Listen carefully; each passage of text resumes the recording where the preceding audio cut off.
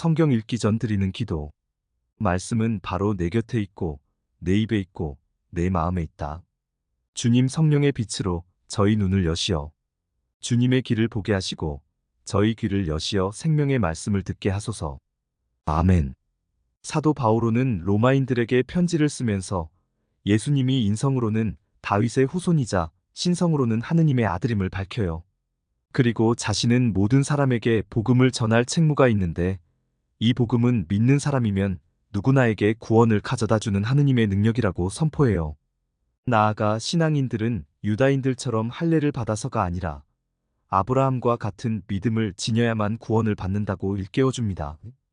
오늘 성경 말씀은 로마 신자들에게 보낸 서간 제1장에서 제3장까지의 말씀입니다. 로마 신자들에게 보낸 서간 제1장. 그리스도 예수님의 종으로서 사도로 부르심을 받고 하느님의 복음을 위하여 선택을 받은 바오로가 이 편지를 씁니다. 이 복음은 하느님께서 당신의 예언자들을 통하여 미리 성경에 약속해 놓으신 것으로 당신 아드님에 관한 말씀입니다. 그분께서는 육으로는 다윗의 후손으로 태어나셨고, 거룩한 영으로는 죽은 이들 가운데에서 부활하시어 힘을 지니신 하느님의 아드님으로 확인되신 우리 주 예수 그리스도이십니다. 우리는 바로 그분을 통하여 사도직의 은총을 받았습니다. 이는 그분의 이름을 위하여 모든 민족들에게 믿음의 순종을 일깨우려는 것입니다. 여러분도 그들 가운데에서 부르심을 받고 예수 그리스도의 사람이 되었습니다. 성도로 부르심을 받은 이들로서 하느님께 사랑받는 로마의 모든 신자에게 인사합니다. 하느님 우리 아버지와 주 예수 그리스도에게서 은총과 평화가 여러분에게 내리기를 빕니다. 먼저 여러분 모두의 일로 예수 그리스도를 통하여 나의 하느님께 감사를 드립니다. 여러분의 믿음이 온 세상에 알려지고 있기 때문입니다. 그분 아드님의 복음을 선포하며 내 영으로 섬기는 하느님께서 나의 증인이십니다. 나는 끊임없이 여러분 생각을 하며 기도할 때마다 하느님의 뜻에 따라 어떻게든 내가 여러분에게 갈 수 있는 길이 열리기를 빌고 있습니다. 나는 여러분을 보게 되기를 간절히 바랍니다. 여러분과 함께 성령의 은사를 나누어 여러분의 힘을 북돋아주려는 것입니다. 다시 말하면 내가 여러분과 같이 지내면서 여러분의 믿음과 나의 믿음을 통하여 다 함께 서로 격려를 받으려는 것입니다. 형제 여러분, 나는 여러분이 이 사실도 알기를 바랍니다. 비록 지금까지 좌절되기는 하였지만 나는 여러분에게 가려고 여러 번 작정하였습니다. 다른 민족들에게서처럼 여러분에게서도 내가 어떤 성과를 거두려는 것이었습니다. 나는 그리스인들에게도 비그리스인들에게도 지혜로운 이들에게도 어리석은 이들에게도 다 빚을 지고 있습니다. 그래서 로마에 있는 여러분에게도 복음을 전하는 것이 나의 소원입니다. 나는 복음을 부끄러워하지 않습니다.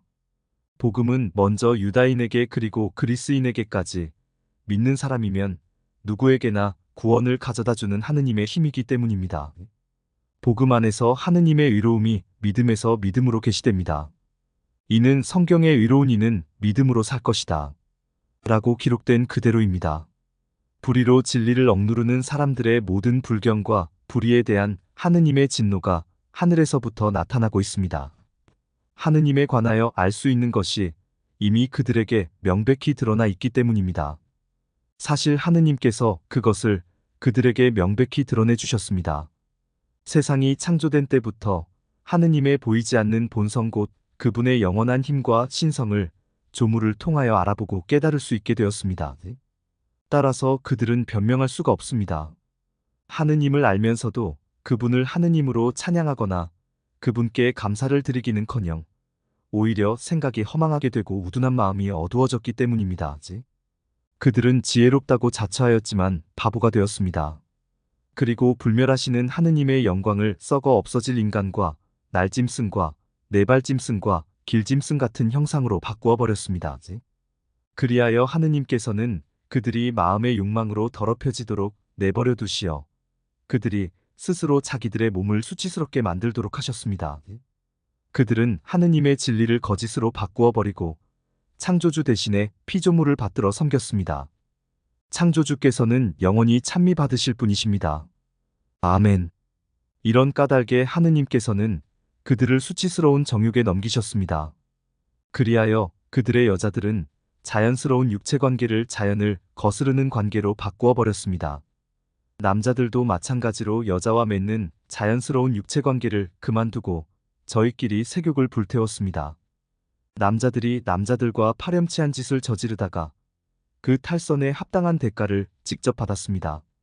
그들이 하느님을 알아모시려고 하지 않았기 때문에 하느님께서는 그들이 분별 없는 정신에 빠져 부당한 짓들을 하게 내버려 두셨습니다. 그들은 온갖 불의와 사악과 탐욕과 악의로 가득 차 있고 시기와 살인과 분쟁과 사기와 악덕으로 그득합니다.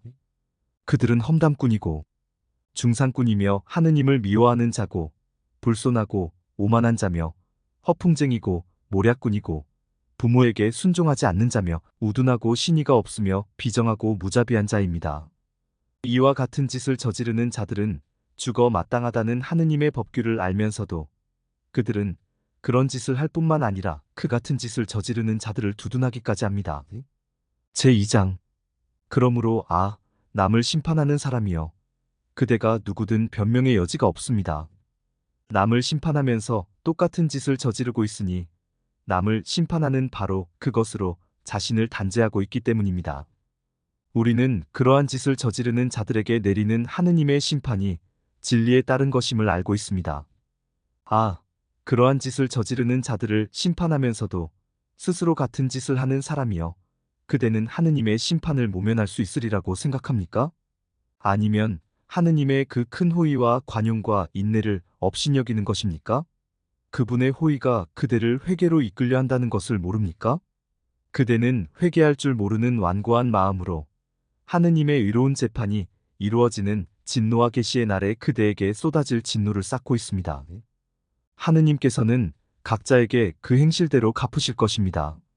꾸준히 선행을 하면서 영광과 명예와 불멸을 추구하는 이들에게는 영원한 생명을 주십니다. 그러나 이기심에 사로잡혀 진리를 거스르고 불의를 따르는 자들에게는 진노와 격분이 쏟아집니다.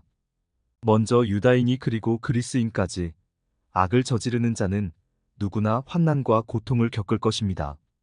먼저 유다인에게 그리고 그리스인에게까지 선을 행하는 모든 이에게는 영광과 명예와 평화가 내릴 것입니다. 하느님께서는 사람을 차별하지 않으시기 때문입니다. 율법을 모르고 죄지은 자들은 누구나 율법과 관계없이 멸망하고 율법을 알고 죄지은 자들은 누구나 율법에 따라 심판을 받을 것입니다. 율법을 듣는 이가 하느님 앞에서 의로운 이가 아니라 율법을 실천하는 이라야 의롭게 될 것이기 때문입니다. 다른 민족들이 율법을 가지고 있지 않으면서도 본성에 따라 율법에서 요구하는 것을 실천하면 율법을 가지고 있지 않은 그들이 자신들에게는 율법이 됩니다. 그들의 양심이 증언하고 그들의 엇갈리는 생각들이 서로 고발하기도 하고 변호하기도 하면서 그들은 율법에서 요구하는 행위가 자기들의 마음에 쓰여 있음을 보여줍니다. 이러한 사실은 내가 전하는 복음이 가르치는 대로 하느님께서 그리스도 예수님을 통하여 사람들의 숨은 행실들을 심판하시는 그날에 드러날 것입니다. 그런데 그대는 자신을 유다인이라고 부르면서 율법에 의지하고 하느님을 자랑하며 율법을 배워 하느님의 뜻을 알고 무엇이 중요한지 판단할 줄 안다고 합니다. 또 자신이 눈먼 이들의 인도자고 어둠 속에 있는 이들의 빛이라고 확신하며 율법에서 지식과 진리의 진수를 터득하였으므로 어리석은 자들의 교사이며 철없는 자들의 선생이라고 확신합니다. 그렇다면 남은 가르치면서 왜 자신은 가르치지 않습니까? 도둑질을 하지 말라고 설교하면서 왜 그대는 도둑질을 합니까? 간음을 하지 말라고 하면서 왜 그대는 간음을 합니까? 우상을 혐오한다고 하면서 왜 그대는 신전 물건을 훔칩니까? 율법을 자랑하면서 왜 그대는 율법을 어겨 하느님을 모욕합니까? 과연 성경에 하느님의 이름이 너희 때문에 다른 민족들 가운데에서 모독을 받는다 고 기록되어 있습니다. 그대가 율법을 실천하면 할례는 유익합니다. 그러나 그대가 율법을 어기면 그대가 받은 할례는 할례가 아닌 것이 되고 맙니다. 그러니 할례 받지 않은 이들이 율법의 규정들을 지키면 할례를 받지 않았지만 할례를 받은 것으로 여겨지지 않겠습니까? 그리하여 몸에 할례를 받지 않았으면서도 율법을 준수하는 이들이 법전을 가지고 있고 할례를 받았으면서도 율법을 어기는 그대를 심판할 것입니다. 겉모양을 갖추었다고 유다인이 아니고 살갗의 겉모양으로 나타난다고 할례가 아닙니다. 오히려 속으로 유다인인 사람이 참유다인이고 문자가 아니라 성령으로 마음에 받는 할례가 참할례입니다. 그렇게 하는 이는 사람들이 아니라 하느님께 칭찬을 받습니다. 제3장. 그렇다면 유다인으로서 더 이로운 점은 무엇입니까? 할례의 이점은 무엇입니까? 어느 모로 보나 많이 있습니다. 우선 하느님께서 당신의 말씀을 그들에게 맡기셨다는 것입니다. 그러면 그들 가운데 몇 사람이 불성실할 경우에는 어떻게 됩니까? 그들의 불성실함이 하느님의 성실하심을 무효로 만들어버린다는 말입니까? 결코 그렇지 않습니다. 당신께서 말씀하실 때에 당신의 의로움이 드러나고 사람들이 당신께 재판을 걸면 당신께서 이기실 것입니다. 라고 성경에 기록되어 있듯이 사람은 모두 거짓말쟁이지만 하느님은 진실하신 분이시라는 것이 드러나야 합니다. 그런데 우리의 불의가 하느님의 의로움을 드러낸다면 무엇이라고 말해야 합니까?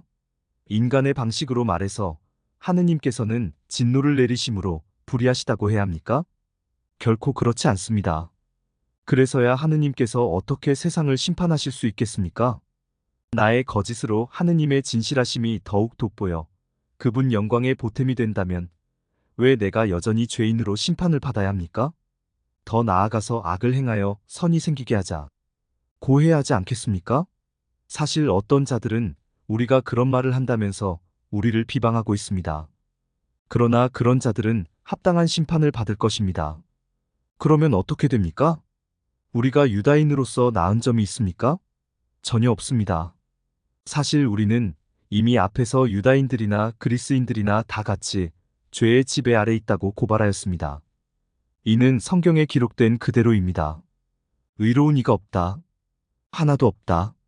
깨닫는 이 없고 하느님을 찾는 이 없다. 모두 빗나가 다 함께 쓸모없이 되어버렸다. 호의를 베푸는 이가 없다. 하나도 없다. 그들 목구멍은 열린 무덤, 혀로는 사람을 속이고 입술 밑에는 살무사의 독을 품는다.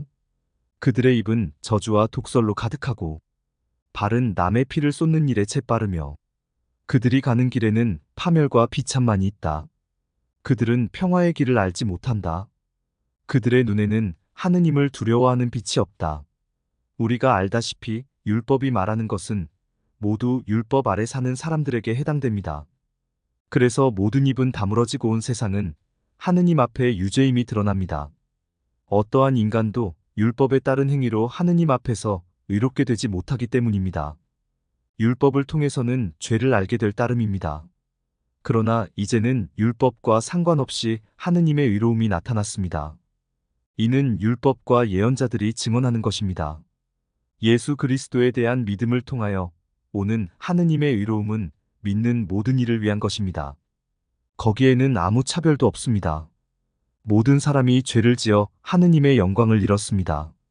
그러나 그리스도 예수님 안에서 이루어진 속량을 통하여 그분의 은총으로 거저 의롭게 됩니다. 하느님께서는 예수님을 속죄의 제물로 내세우셨습니다. 예수님의 피로 이루어진 속죄는 믿음으로 얻어집니다. 사람들이 이전에 지은 죄들을 용서하시어 당신의 의로움을 보여주시려고 그리하신 것입니다. 이 죄들은 하느님께서 관용을 베푸실 때에 저질러졌습니다. 지금 이 시대에는 하느님께서 당신의 의로움을 보여주시어 당신께서 의로우신 분이며 또 예수님을 믿는 이를 이롭게 하시는 분임을 드러내십니다. 그러니 자랑할 것이 어디 있습니까? 전혀 없습니다. 무슨 법으로 그리 되었습니까? 행위의 법입니까? 아닙니다. 믿음의 법입니다. 사실 사람은 율법에 따른 행위와 상관없이 믿음으로 의롭게 된다고 우리는 확신합니다. 하느님은 유다인들만의 하느님이십니까? 다른 민족들의 하느님은 아니십니까? 아닙니다. 다른 민족들의 하느님이시기도 합니다. 정령 하느님은 한 분이십니다. 그분께서 할례 받은 이들도 믿음으로 의롭게 하시고 할례 받지 않은 이들도 믿음을 통하여 이롭게 해주실 것입니다.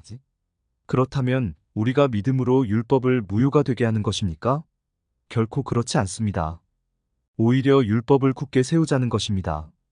성경 읽은 후 드리는 기도. 저희가 성경을 생명의 말씀으로 믿고 기도하며 살고 선포하게 하시어 언제나 성령 안에서 평화와 기쁨을 누리게 하소서. 아멘.